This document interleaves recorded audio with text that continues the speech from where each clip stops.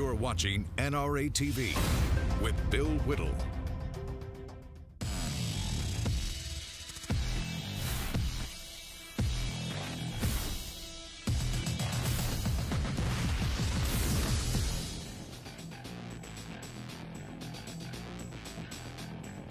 I have no problem whatsoever with people protesting my speeches. I do have a problem with people who won't actually let me speak. And that's a theme for today here on the Hot Mic Show on NRA TV. Hi, everybody. I'm Bill Whittle, live from Los Angeles. Hot Mic is, I don't know, what is he, 17, 18 feet away in his dressing room.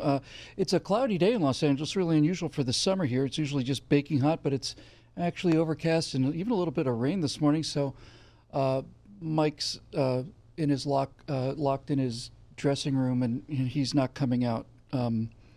He said the humidity is really bad for his hair, and when we asked him, you know, well, when will you be back, he said he didn't know he wanted to die. Hopefully we'll have him back tomorrow. In any event, today we'll be talking about freedom of speech, and of all the places where you think freedom of speech might still be sacrosanct, and it's just in a healthy society, this would certainly be the case. It would be the university, but as it turns out, the university has long been a weapon of the left and part of the left's infiltration of the culture, which began in universities. So it is, in fact, now the university is the place where you go to have your mind, pay a large fortune, by the way, pay a whole lot of money to have your mind permanently closed. Before we start talking about that, let's back up a little bit, because everybody knows the term political correctness. It's political correctness that's making free speech impossible, not only on college campuses, but more and more in America in general. And everybody knows political correctness, but nobody knows where it comes from. So let me give you a quick rundown on this, little tiny history lesson here. After World War I, of all places, World War I, when World War I was over, the Marxists of the world, who had launched the revolution in Russia and elsewhere, a lot of Marxists in Germany. And after the First World War was over, they looked around and they said, where's the workers' revolution? Marx said this was science. He said this was what was going to happen. Societies become industrialized. Once they become industrialized, the proletariat, the working class, will rise up in revolution, take over the means of production, and it's science, not just theory. And it wasn't happening. And so this group of German philosophers, German Marxists, got together and started something that we would call a think tank today, but they named it the Institute for Marxism, and it was based in Frankfurt University, and so we refer to it today as the Frankfurt School. None of this is weird conspiracy stuff. You can look it all up. It's absolute history. So after World War I, the Frankfurt School, Marxist philosophers got together and said, where's the revolution? Why isn't it happening? And in a nutshell, basically what they realized was those damned capitalists had created a world where average workers were making so much money, their lives were improving so quickly, that there was not going to be any need for a communist revolution. My God, in America, these people not only had indoor plumbing, they actually had their own cars. Who's going to have a revolution under a situation like that? Now, if it had been you or me and you were worried about social justice and the plight of working people, and you realized that capitalism was really starting to raise everyone's standard of living, people like you and me would go, terrific, fantastic, that's great news, let's go home. But the left is not built the way we are. They're not about helping people, they're about control. So they had to bring about their workers' paradise. They had to bring about their Eden here on earth. Since they don't believe in an actual heaven, they believe that heaven has to be created here on earth by changing people so that they can have the power. And they simply didn't give up. So what they did was, these students at the Frankfurt School, these professors, came up with a theory of how to bring the revolution to the West, specifically to America. And they had two tools that they were going to use. One was a sword and one was the shield. The sword they called critical theory. Critical theory was the idea that we're going to take the country, e pluribus unum, out of many one, the giant melting pot where everybody from around the world comes together, becomes a new person as an American. That will not work for the left. So what the left realized, what the Frankfurt School realized was, critical theory meant we would take the United States and divide it up into tribes and subsets. We'd have gay America, we'd have Latino America, women, we'd have all of these little groups. And critical theory says that every single one of these groups criticizes the middle, criticizes establishment American principles. They never criticize each other, ever. But they all attack the middle. That's critical theory. That's their sword. Divide the country up into warring tribes. That's the sword. The shield is political correctness. And political correctness is the idea that if you say something that people disapprove of culturally, we don't have to argue with you. And the reason we don't have to argue with you is because they know that we would win the argument. So they simply say that things are out of bounds. We're not going to listen to you complain about spending because you don't like black people, you're a racist. We don't listen to racists, and you shut up. That kind of thing. So political correctness has run absolutely out of bounds. The Constitution is designed to protect us from censorship from the government, but what happens when we create a culture where people are forced to be silent because of cultural reasons, because of private institutions, Facebook filtering conservative principles, Facebook suppressing conservative stories, YouTube defunding ad revenues on conservatives? How do we fight this? Well, it's a serious problem. It's nowhere more serious on the campus. It's so serious, in fact, that two people I have a high regard for both testified to Congress about the current state of political correctness, especially on campuses, which is no longer suppressive, it's now dangerous. So let's start off with our friend Ben Shapiro. Here's what he had to say about political suppression on campuses to the United States Congress. It's an honor to testify before you here today. The reason that I'm with you is that I speak on dozens of college campuses every year, so I have some firsthand experience with the anti-First Amendment activities that have been taking place on the college campuses. I've encountered anti-free speech measures, administrative cowardice, even physical violence at campuses ranging from California State University at Los Angeles to University of Wisconsin at Madison, which is driving the legislation that Ms. Demings was talking about, to Penn State University to UC Berkeley, and I am not alone. In order to understand what's been going on at some of our college campuses, it's necessary to explore the ideology that provides the impetus for a lot of the protesters who violently obstruct events, pull fire alarms, assault professors and even other students, and the impetus for administrators who all too often humor these protesters. Free speech is under assault because of a three-step argument made by the advocates and justifiers of violence. The first step is they say that the validity or invalidity of an argument can be judged solely by the ethnic, sexual, racial, or cultural identity of the person making the argument. The second step is that they claim those who say otherwise are engaging in what they call verbal violence. And the final step is they conclude that physical violence is sometimes justified in order to stop such verbal violence. Not only do some administrators look the other way, at Middlebury College, Cal State LA, Berkeley, Evergreen, actual crimes were committed and almost nobody has been arrested. But they actively forbid events from moving forward, creating a heckler's veto. The notion that if you are physically violent enough, you can get administrators to kowtow to you, to bow before you, by canceling an event you disagree with altogether.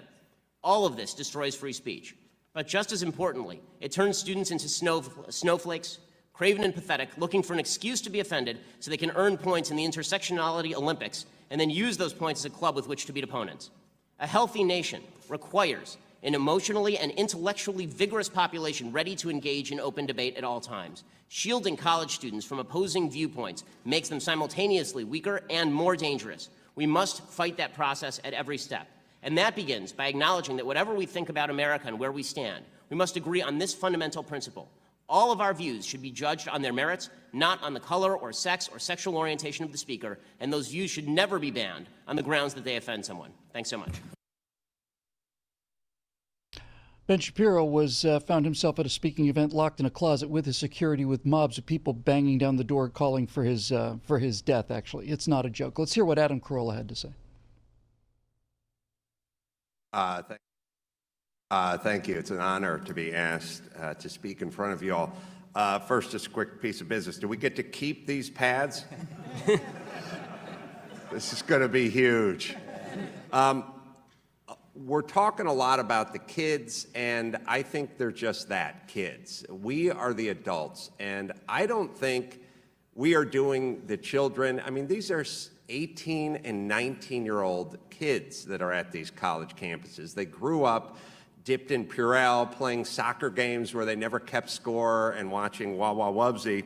And we're asking them to be mature. We need the adults to start being the adults. Studies have shown that if you take people and you put them in a zero-gravity environment, like astronauts, they lose muscle mass, they lose bone density. We're taking these kids in the name of protection, we're putting them in a zero-gravity environment, and they're losing muscle mass and bone density. They need to live in a world that has gravity. When you need to expose your children to germs and dirt and the environment to build up their immune system. Our plan is put them in a bubble, keep them away from everything, and somehow they'll come out stronger when they emerge from the bubble. Well, that's not happening. we need law and order. We need to bring back law and order, but I think if we just had order, we wouldn't need law.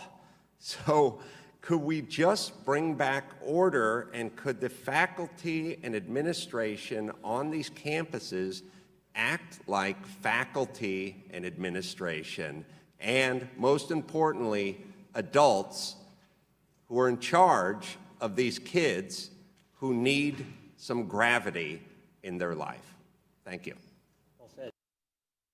Yeah, to say the least. Just in conclusion, there was an article on Salon magazine, which is about as far left as it goes, and they made a list of 10 comedians who were basically not going to perform anymore because of political correctness. And among those comedians are Chris Rock, Patton Oswalt, John Cleese, Bill Maher, who's not mentioned in the article, but Bill Maher said there's too much political correctness. Also, Dennis Miller, Larry the Cable Guy, and Tim Allen. Tim Allen's also not included in that article. But there's an important distinction here between Chris Rock, Patton Oswalt, John Cleese, and Bill Maher, as opposed to Dennis Miller, Larry the Cable Guy, and Tim Allen. And the difference is that the politics of guys like Chris Rock, Patton Oswalt, John Cleese, and Bill Maher are the ones that created this political correctness. This is their children. This is the monster that they've made. And a monster is not too strong a word. So let's bring in our guest today, who is Peter Van Voorhis. He's written for the Blaze, the Daily Wire, the Independent Journal Review. You can find him at petervanvoorhis.com. Peter, good to see you. You're doing really extraordinary.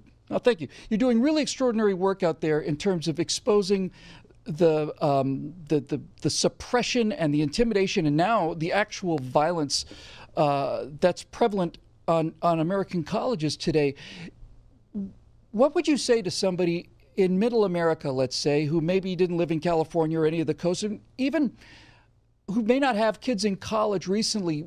They would not recognize a university today, would they? No, they wouldn't. And here's the reason why, Bill.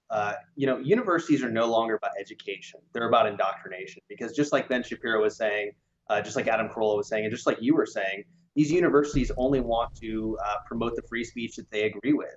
And that's not free speech. Okay, well, sometimes the best way to make a case, a general case like this, is to go through some specifics. And you got a terrific website. You're covering a bunch of stories specifically. So let's take a look at a couple of them and use them as an example, a concrete example of what's actually happening on college campuses today. So these are just the last headlines I just grabbed off your website. So the first one I saw is leaked. Union brags about protecting violent professor, plans to fight ultra conservatives. Violent professor. The left always accuses conservatives of being the violent ones and gun-loving nuts who just do nothing but like to go beat up people and all the rest of it. But it's not the left. The Antifa fascists are left-wingers, the right, rather. It's the Antifa fascists who are the violent ones. It's the students on campuses who are violent. And Peter, talk to us about the fact that it is college professors who are violent.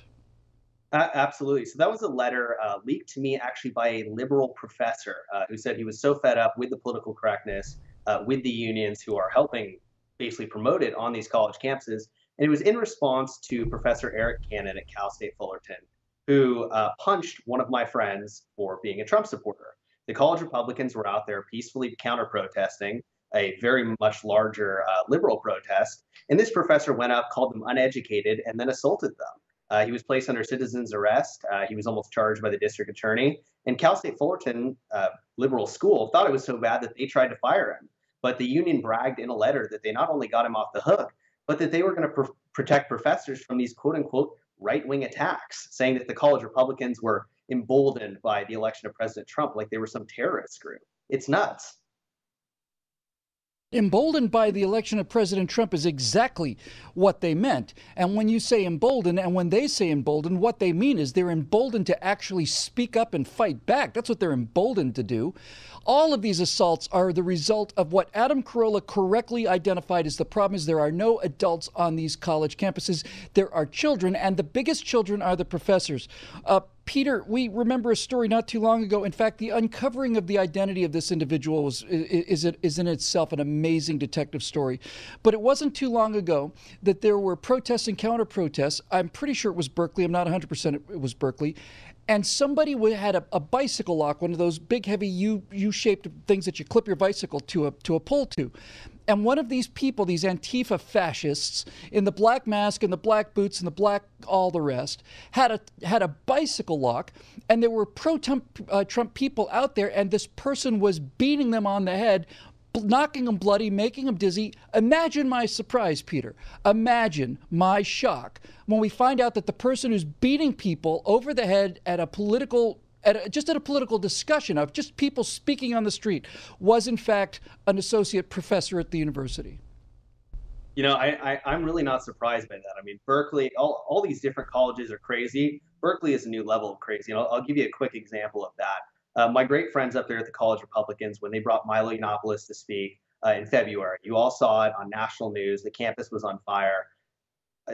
The words that they said, I can't say on your program, they're not appropriate, but let's just say that these protesters wanted to burn the building down with the College Republicans and Milo in it. That's now the price for hosting a gay English immigrant on these college campuses.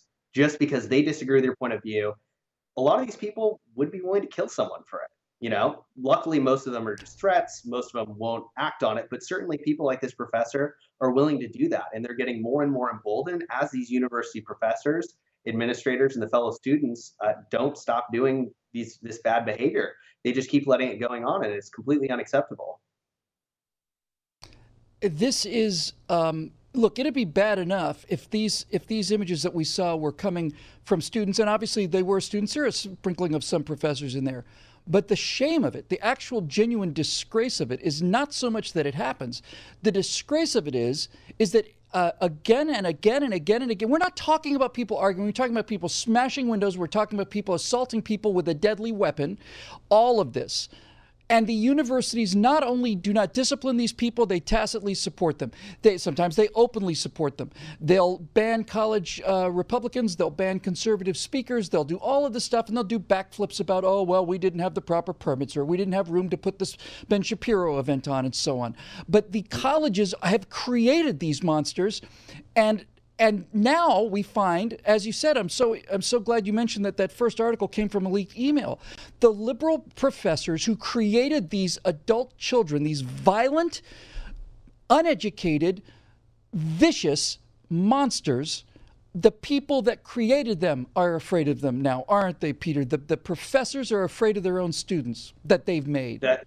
That's so correct. You see that in the professor that leaked this email to me. You see that with Professor Brett Weinstein up at Evergreen, who just for being white was told that he was not allowed to be on campus during a day without whites.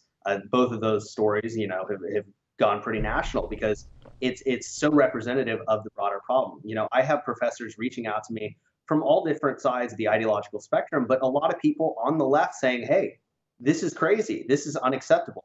Because it's not education, it's indoctrination, and it's totally antithetical to what the university is supposed to stand for. Yeah, and that sounds real nice. And listen, I don't doubt their sincerity. I really don't. I don't doubt the sincerity of left-wing teachers who are just shocked, as I am, shocked that after 20 years, 30 years of indoctrination in colleges and an entire lifetime of these children being given everything they want on demand, and if they don't get it, they have a temper tantrum and they start kicking and screaming on the floor at Walmart if they don't get the toy, and if there's something they don't like at a college campus, and they start smashing windows because they're infants. But it's left-wing philosophy that created all of this. It created it all. And for liberal professors who've been so unbelievably vile about suppressing alternate speech, for liberal professors to suddenly be, I'm concerned about my safety, and I'm really disturbed about the lack of free speech, and this is crazy. Well, it's crazy, all right, and you made it crazy. We'll be back in just a few moments with our guest, Peter Van Voorhis. We're going to talk some more about some specifics, and specifically about the psychology of the people that we see smashing windows because somebody might have a different opinion than they do. This is the Hot Mic Show right here on NRA TV. 1 second, nothing is going on. The next second, Quick Trip's on fire, the meat market's on fire. In 2009, my husband was murdered right in front of me by a man who was stalking me. She was still waiting for her permit to be approved long after New Jersey's 30-day waiting period had passed. Even a stable society like America's is really on a razor's edge. Our history is that we have always utilized and exercised our right to bear arms because it's been life or death. When a criminal starts misusing me, I am going to use whatever necessary to get that criminal off my back. A firearm is the only thing that gives me a fighting chance. Gun laws that only apply to the law-abiding citizens. How can that be right? We don't trust our soldiers stateside, carry weapons on military bases. I mean, that's insane. It doesn't say the right of the property owner to keep and bear arms shall not be infringed. It is the right of the people. So yes, it applies to all of us. You've been warned. You might learn something.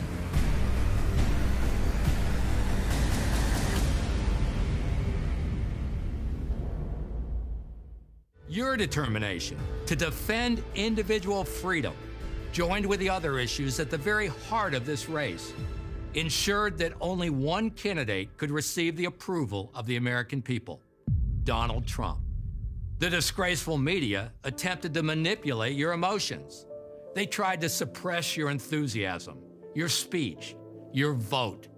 But you would not be distracted from the core freedom that was truly at stake.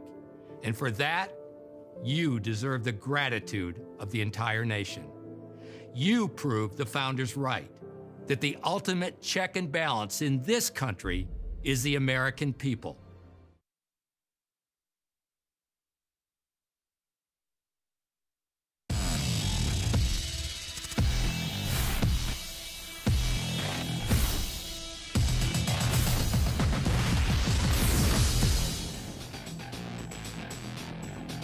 Hi, everybody. Welcome back to Bill Whittle's Hot Mic, and we're here with our guest, Peter Van Voorhis, who's been doing an awful lot of really terrific work exposing not just the suppression and the intimidation, but the actual outright violence on American campuses directed towards conservatives. Peter, can you give us a thumbnail description of the psychology of these people?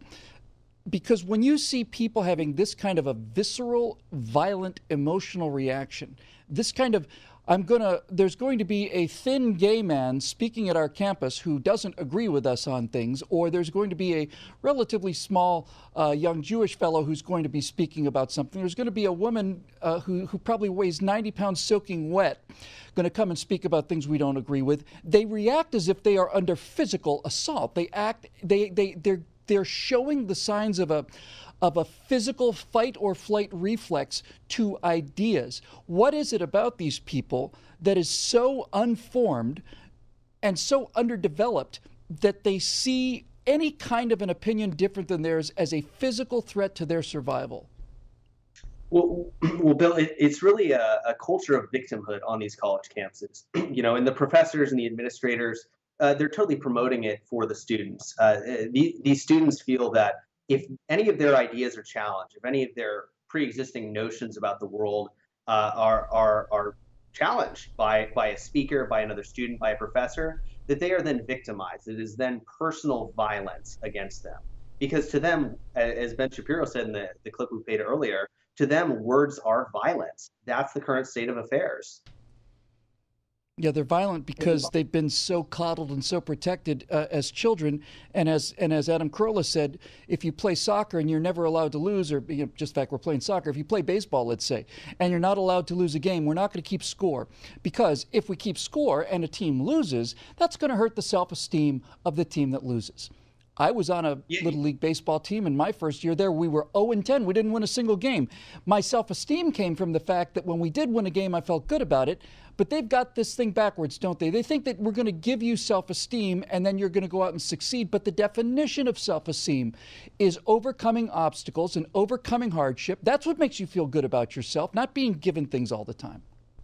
You're totally right at that, Bill. And I say that as someone who sucked at sports. I was probably the worst person on my t-ball team. And the fact that they just gave everyone and the fact that they just gave everyone a trophy at the end of the season, I mean, it was great. I liked it for 5 minutes at the pizza party, but what did that teach me? It didn't teach me that you need to practice harder. You need to be more competitive. And frankly, some things you're just not good at. I wasn't great at baseball. I'm better at other things. And ultimately, people in life need to understand that. And I think it's a broader cultural problem, like you were saying. People are raising their children to feel that, everything has to be equal. boys and girls are the same. You know, everything has to be fair, but frankly, life's not fair. And I think the sooner you learn that, the happier people are. No wonder people are so upset at these colleges. They'll never be happy. Even if they had their socialist utopia paradise, they still wouldn't be happy because you can never make everything perfectly fair. No, that's exactly right. Peter, we're almost out of time, but very quickly, I think I have an operational theory, and you live it. I just look at it from afar. You're in the middle of it. But it occurs to me that a generation like this that's never been allowed to compete, that's never been allowed to be unique. Everything is about sharing. Everything is about teamwork. There's no individuality. You're not allowed to stand out from the crowd. You can't be better than anybody else in anything. Forget just baseball or basketball or whatever the case may be. And a life where you're constantly given everything, and a life essentially, Peter, without purpose. That this kind of virtue signaling is all that they have. Their basic emotional need. It makes them unique. It makes them stand out from the crowd, gives them a sense of competition. Who can be the top victim? Here, my life is about something. I'm stopping Hitler from invading America, you know, and all the rest of it. It is an infantile mindset, isn't it? You're totally correct on that. I was reading a study, I believe it might have been published in the Wall Street Journal, but they were essentially saying that all these social justice warriors, as we like to call them, the activists, they say they're doing it for the collective, but ultimately they're doing it for their own selfish intentions because they have no purpose. They feel guilty that they have some American privilege above other people in the world. You know, we can argue as to why that is, why America's done better in the world. I think you and I both know that. They might have a different feeling, but they feel guilty about that. And they need to do whatever it takes to make themselves feel not so guilty about it. So if they go there and tear down other people in the name of justice, ultimately they feel that that is helping people, but they're really just trying to help themselves. And at the end of the day, they're just hurting everyone. That's exactly right. Peter, thank you so much for joining us. Ladies and gentlemen, Peter Van Voorhis is PeterVanVoorhis.com. And I say this without exaggeration. Peter is not just showing moral courage. He's showing actual physical courage by doing what he's doing out there. Thanks so much for joining us, Peter. I look forward to having you back again real soon. Pleasure to be with you, Bill. That's the world we live in now, folks. We live in a world where an entire generation has been so coddled for so long that the idea of an opinion is considered a physical assault on them. And this is the end result of the left. And the left always does this. The revolution always eats its own. That's a subject we'll come back to many times right here on the Hot Mic Show. I'm Bill Whittle for NRA TV. We will see you tomorrow.